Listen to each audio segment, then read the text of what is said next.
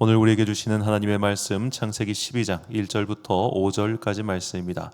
창세기 12장 1절부터 5절까지 말씀. 저와 함께 한 절씩 교독하시겠습니다. 여호와께서 아브라함에게 이르시되 너는 너의 고향과 친척과 아버지의 집을 떠나 내가 내게 보여줄 땅으로 가라. 내가 너로 큰 민족을 이루고 내게 복을 주어 내 이름을 창대하게 하리니 너는 복이 될지라. 너를 축복하는 자에게는 내가 복을 내리고 너를 저주하는 자에게는 내가 저주하리니 땅의 모든 족속이 너로 말미암아 복을 얻을 것이라 하신지라. 이에 아브라함이 여호와의 말씀을 따라갔고 롯도 그와 함께 갔으며 아브라함이 하란을 떠날 때에 75세였더라. 5절 함께 읽습니다. 아브라함이 그의 아내 사레와 조카 롯과 하란에서 모은 모든 소유와 얻은 사람들을 이끌고 가나안 땅으로 가려고 떠나서 마침내 가나안 땅에 들어갔더라. 아멘. 알수록 알기 쉬운 성경 세계사 세 번째 시간, 오늘은 이집트 문명에 대해서 짤막하게 말씀드리려고 합니다. 왜 이집트가 아니었을까? 라는 제목입니다.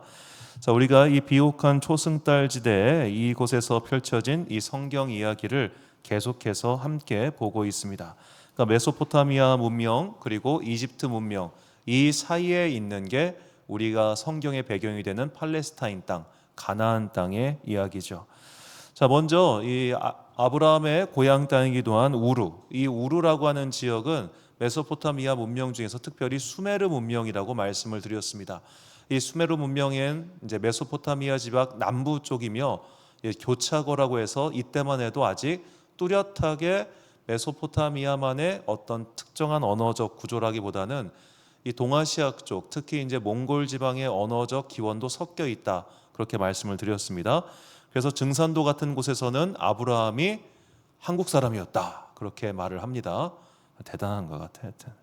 자, 이 이제 수메르 문명이 기원전 2000년경에 이제 자연 환경적 이유로 인해서 이제 그쪽 지방에 소금기가 많아지다 보면서 이 농사 수확물이 줄어들다 보니까 결국 데라의 가족은 이동할 수밖에 없었습니다.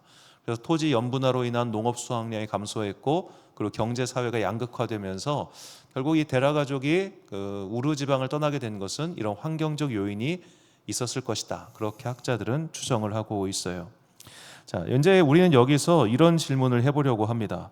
자, 이 데라 가족이 메소포타미아의 우르라고 하는 지방을 떠났는데 왜 우르를 떠나서 하란이라고 하는 거기서 상당히 위쪽으로 쭉 올라갔을까? 그 이유입니다. 자, 우르라고 하는 것이 농사가 안 되면 그 바로 위에 아카드라고 하는 거기보다 훨씬 잘 사는 좋은 동네가 있어요. 우리로 치면은 내가 여기 저쪽 천안 살기가 너무 힘드니까 올라가야겠다. 어디로 올라갈래? 아무래도 화성이 좋겠다. 이런 식으로 갈 데가 있었단 말이에요. 그리 멀지 않은 곳에. 그런데 우르에서 훨씬 더 먼 하란까지 그가 갔다는 거예요. 자, 대충 이 일정을 보면은, 자, 이 우르에서 하란은 굉장히 먼 거리입니다. 이 중간에 이제 저기 우르에서 그리 멀지 않은 곳, 그러니까 메소포타미아 중부 쪽, 지금 여기 보면은 바벨론이라고 적혀 있는 이쪽 부분에, 여기 쪽에 살아도 이쪽이 이제 페르시아만 쪽에서 토지 연분화 현상 때문에 우르 쪽의 수확량이 감소하고 있었으니까 여기로 조금만 올라가면 되는데 아예 이쪽으로 훅 가버렸단 말이에요. 하란 쪽으로. 자, 왜 이렇게 데라 가족은 저 멀리 하란까지 이동했을까?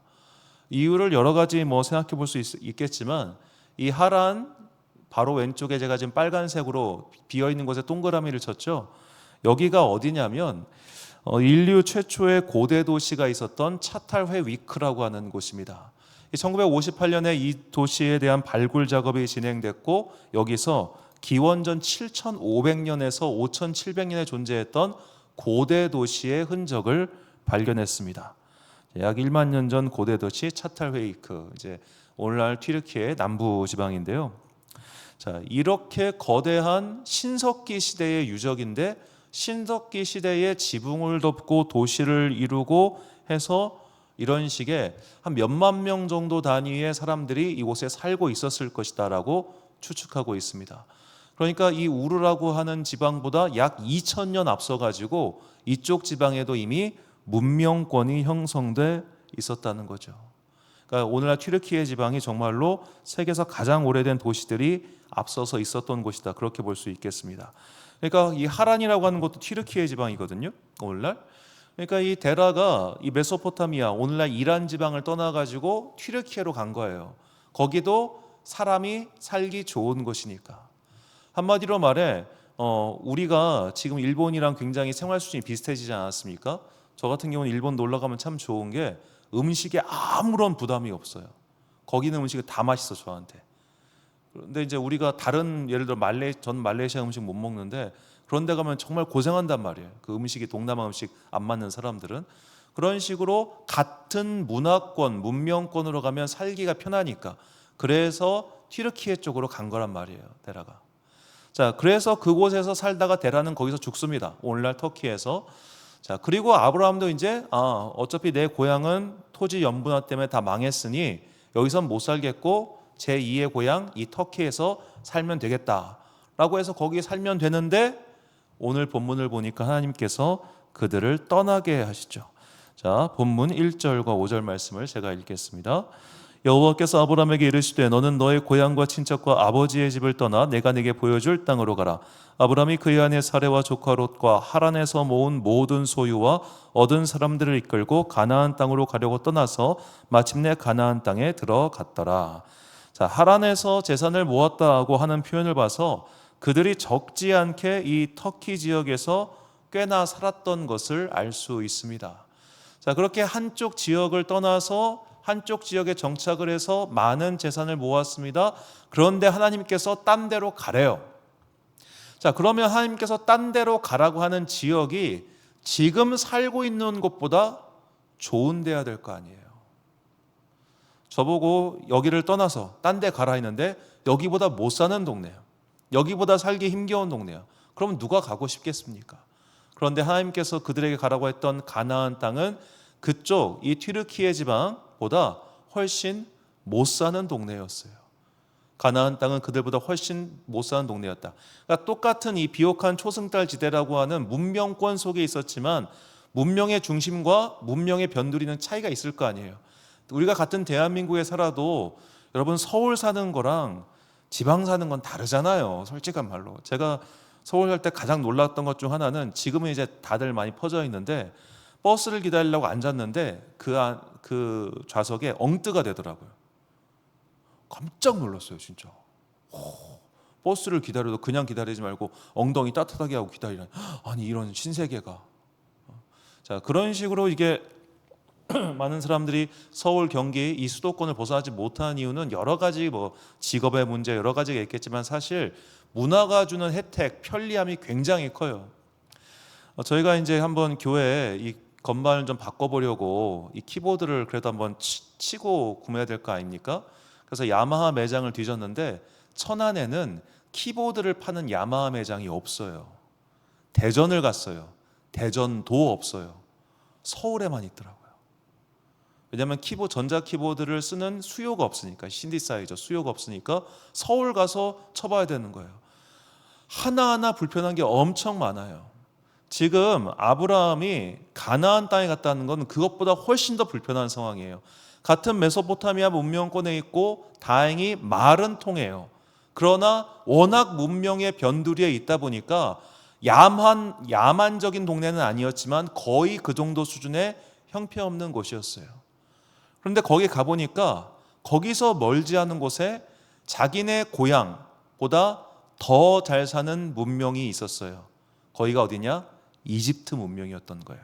그래서 오늘 본문 9절에 보면 굉장히 재미있는 표현이 나와요. 9절과 10절인데요. 점점 남방으로 옮겨갔더라. 점점 남방으로 옮겨갔더라. 자, 아브라함이 기근이 들었기 때문에 그리로 옮겨간 게 아니었어요.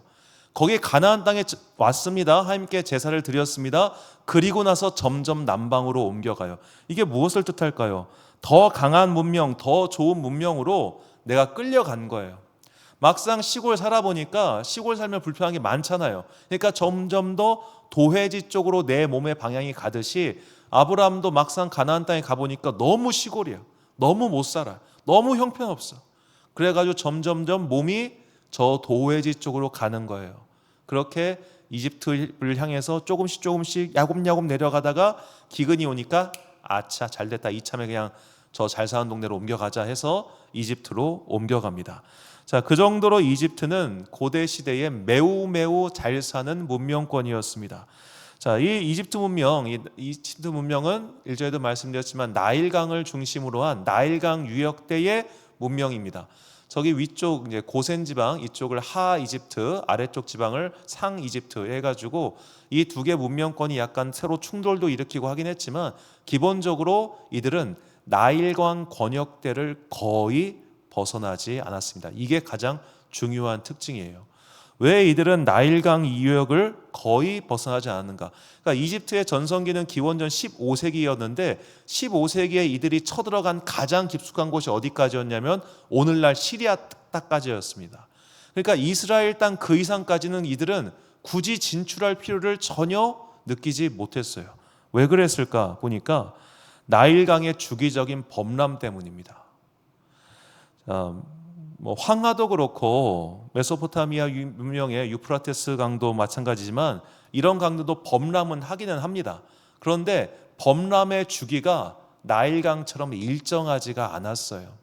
그래서 농사를 짓기 위해서 이 물을 필수적으로 저장을 해두는 그런 시설이 필요했습니다. 그리고 그것을 때를 맞춰가지고 할 수 있게끔 수학이나 역법이 발전했던 것이죠. 그러니까 분명히 황하무역도 그렇고 유프라테스 문명도 좋은 땅이었어요. 오늘날로 치면은 도시로 비유하자니까 조금 그렇긴 한데 최소한 부산이나 대구 정도는 됐어요. 그런데 이집트는 그야말로 서울인 거예요. 압도적으로 잘 살았어요. 압도적으로. 그러니까 나일강은 범람을 주기적으로 해줬기 때문에 이런 물을 저장할 필요가 없었습니다. 그냥 알아서 곡물이 잘 자라고 그냥 야생 보리가 자라고 모든 게 너무너무 풍족한 땅이 이집트였어요. 그래서 이들이 이 바깥으로 나가지를 않았던 겁니다. 굳이 왜 나가? 아유, 여기가 다 좋은데. 제가 일전에 그 서울 살고 있는 어느 권사님이랑 통화를 한 적이 있어요. 몇 년 만에 저한테 전화를 하시더니 목사님 그 예산에 있는 어느 교회 아시냐고. 그래서 제가 그랬어요. 아니 권사님 여기서 예산은요 되게 멀어요. 거기 그쪽 동네 다 조그맣잖아요 이러더라고. 되게 기분 나쁘더라고. 여기서 예산까지 1시간 넘게 걸립니다. 제가 예산에 있는 순복음교회를 어떻게 알아요. 그랬는데 서울 사는 사람이 볼 때는 서울 나머지 지방이잖아요. 다 비슷비슷한가 봐. 이 천안이 어디 있는지도 모르는 사람들 되게 많아요. 아산이라고 하면 못 알아듣더라고. 그래서 그냥 제가 천안 산다고 얘기를 해요. 그나마 천안은 천안 삼거리를 알아가지고 천안이고 나머지는 몰라. 그런 일 진짜 많은데 이게 그쪽 이제 이집트 사람들이 그랬다는 거예요. 이거 우리 빼고는 관심이 없어. 왜? 다 못 사니까. 우리는 너무너무 잘 살아. 그래서 이집트는 그 문명 바깥으로 굳이 나갈 필요성 자체가 없었던 동네였습니다. 그래서 이제 나중에 이들이 로마 제국에 의해서 완전히 멸망당하는데 이 로마 사람들이 가서 보니까 금이 세상에 로마 제국 전체에 있는 것보다 더 많았대요. 그 정도로 누대에 걸쳐 쌓아놓은 어마어마한 부와 식량이 있었기 때문에 이 이집트 문명은 굳이 바깥으로 갈 필요가 없었던 거예요. 자, 그렇다면 데라 가족이 이런 이집트가 이렇게 잘 사는 걸 몰랐겠습니까? 알았을 겁니다. 그럼 왜 하나님께서는 만약에 이 우르라고 하는 지방이 정말로 토지 연분화 때문에 망해가는 곳이었고 그리고 이들을 이주시켜야만 되는 상황이었다면 가장 잘 살고 가장 부유하고 가장 편안한 땅인 이집트 땅에 안 보내시고 왜 그쪽 같은 문명권의 변두리에 속하는 가나안 땅으로 그들을 보내셨을까? 그 아놀드 토인비가 이런 말을 했다고 합니다. 자, 아놀드 토인비는 자연 조건이 지나치게 좋은 환경에서는 문명이 발생하지 않고 가혹한 환경에서 문명이 발생한다. 인류의 역사는 도전과 응전의 수레바퀴에 의해 진행된다고 말했다. 잉여 식량을 산출할 수 있는 최적의 장소에서는 자연을 극복하려는 의욕과 새로운 발상이 생기지 않는다. 자, 최적의 장소에서는 자연을 극복하려는 의욕과 새로운 발상이 생기지 않는다. 저는 이 책을 읽으면서 이것이 하나님께서 아브라함을 이집트 땅으로 보내지 않으신 이유가 여기에 있다는 생각이 들었습니다. 가나안 땅은 어떤 땅이냐? 척박한 땅입니다. 그래서 신명기에서 이렇게 말하죠. 신명기 11장 11절 13, 14절 너희가 건너가서 차지할 땅은 산과 골짜기가 있어 하늘에서 내리는 비를 흡수하는 땅이요. 그런데 13, 14 여호와를 사랑하여 마음을 다하고 뜻을 다하여 섬기면 이른 비 늦은 비를 적당한 때에 내리시니. 자, 이게 얼마나 농사 짓는 사람들의 피를 말리는 말이겠습니까? 자, 비를 흡수한답니다. 비를 흡수한다는 말은 저장을 할 수 없다는 거죠. 당시 기술로는. 그러니까 하나님만 바라봐야 그분께서 이른 비와 늦은 비를 적당한 때 내리신다는 거예요. 이거 진짜 비참한 거예요. 내가 내일 일을 계획할 수가 없어요. 내가 내일의 어떤 일정을 짤 수가 없어요. 그냥 주님만 바라보고 주님께서 비 안 주시면 나는 굶어야 돼요. 주님께서 비를 주셔야만 내년을 살 수 있어요. 이게 하늘에 기대서 산다는 것이 전혀 낭만적이지가 않습니다. 우리가 내일 쓸 수 있는 돈이 있어야 살 수 있는 거 아니겠습니까? 그런데 아무것도 없는 상태, 이렇게 척박한 곳으로 하나님께서 아브라함을 보내셨고 이 땅을 주셨고 이 땅에서 이스라엘 민족이 살게 하신 이유는 너희가 너무 좋은 곳에 있으면, 너무 평안한 곳에 있으면 뭐냐? 너희는 생명력을 잃게 될 거야. 그래서 내가 너희를 이렇게 힘든 곳에 머물게 하는 거야. 전 여기에 하나님의 뜻이 담겨 있다고 생각합니다. 자, 최근에 한국교회 어렵죠. 한국교회만 어려운 게 아닙니다. 20세기 들어서 세계의 모든 교회가 다 어렵습니다. 그런데 교회가 어려워지다 보니까 이제 볼멘 소리들이 나와요. 아니 1980년대에 교회가 얼마나 잘 됐냐. 교회가 한때 막 문화를 석권하고 많은 사람들이 교회를 오고 이런 시대가 있었다. 제가 그 시대의 수혜자입니다. 제가 봤을 때 한국교회가 가장 번성했던 시기는 1980년대고요. 그 1980년대 마치 도시가 형성되듯이 한국교회가 잉여 식량이 형성됐어요. 교회에 헌금이 너무 많아가지고 돈이 남는 거예요. 그 남는 돈을 뭘 했냐? 기독교 출판사를 세웠어요. 기독교 음악을 발전시켰어요. 그래서 신학교를 세우고 CCM 학과가 생기고 기독교 출판사가 생기고 기독교 문화가 생기기 시작했어요. 그게 꽃피운 게 1990년대입니다. 1990년대 아직도 현역으로 활동하고 있는 소리엘, 박정호 이런 분들, 송정미 이런 분들이 그때 떠가지고 돈 버신 분들이에요. 그럼 이분들이 왜 서울대, 음대 나와서 왜 거기 들어갔는가? 기독교 시장이 그만큼 컸어요. 한마디로 잉여 식량이 남아가지고 도시 문명이 형성되듯이 한국의 기독교 문화가 꽃피던 시기가 1990년대예요. 그러다 보니까 그 당시에 공부 잘한 애들이 신학교로 꽤 많이 갔어요. 제 동기가 아마 장신대 역사상 공부 제일 잘하는 애였을 텐데 걔가 수능 문제 3개 틀렸어요. 그리고 왔어요. 왜 왔는지 지금도 이해를 못하겠어. 왜 목사 안 오거든 걔. 하나 연락도 안 되는데. 하여튼 어제 이제 전주에 계시는 이제 백만기 목사님 잠깐 뵙고 왔는데 전주에서 우리 교단 교회 중에 제일 큰 교회 있어요. 우리 교단 교회 중에 거기에 제 대학교 선배가 담임으로 가시더라고. 놀랐어요. 계룡시에 있는 가장 큰 교회에 또 제 대학 선배가 부임하더라고. 깜짝 놀랐어요. 그러니까 그 당시에 어찌 보면 한국교회 중흥기, 부흥기를 보며 물론 신실한 열정 그런 게 당연히 있었겠지. 그런 게 없었다고 말은 못하겠는데 그런 게 있다 보니까 나도 저렇게 성공할 수 있겠다는 마음을 품고들 왔을 거예요. 그래서 장신대 경쟁률이 제일 높았을 때가 2002년이에요. 9대 1이었으니까 그때가 최고였어요.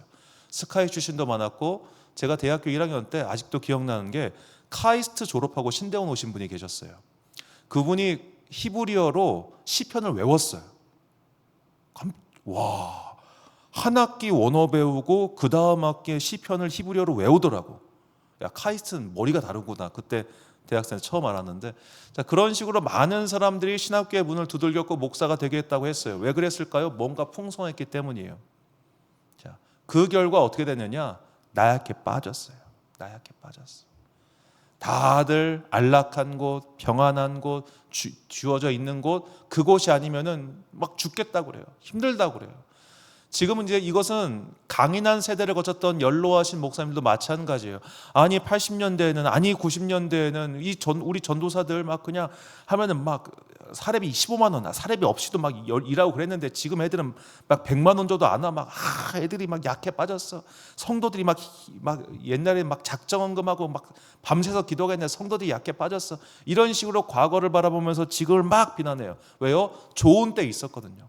자기들이 가장 좋은 때 살았던 거 기억하지 못하고 지금은 안 된다고 툴툴대요. 좋은 데만 있으니까 강인해지지 못해서 사실은 그런 거예요. 저는 오히려 요즘 이제 막 신학교에 들어간다고 하는 친구들에게 좀 새로운 기대를 해봅니다. 지금 교회가 이렇게 욕을 먹고 이렇게 짜그라들고 아무리 봐도 목사직이라고 하는 것이 전망이 없는 이 시대에 그래도 목사가 되겠다고 하는 친구들, 저는 어쩌면 하나님께서 그런 사람들을 통해서 새로운 하나님의 나라의 일들을 만들어 가시지 않을까, 그런 기대를 해봅니다. 그러니까 교회의 역사는요, 국가가 교회를 비호해주고 사회가 교회를 칭송하고 목사나 사제직이 모두에게 선망의 직업이 됐을 때 발전한 경우는 한 번도 없어요.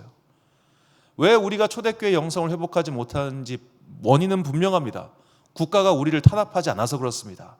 그래서 정말로 한국교회의 영적인 부흥을 꿈꾸는 분들이라면 차라리 여러분들이 걱정하시는 것처럼 공산주의자가 나라가 집권하면 교회를 핍박할 거야, 그런 걱정하지 마시고, 그래 공산주의자 너희가 집권해라, 그리고 우리를 마음껏 핍박해라, 그러면 우리는 더 영적으로 순수해지고 부흥할 테니까.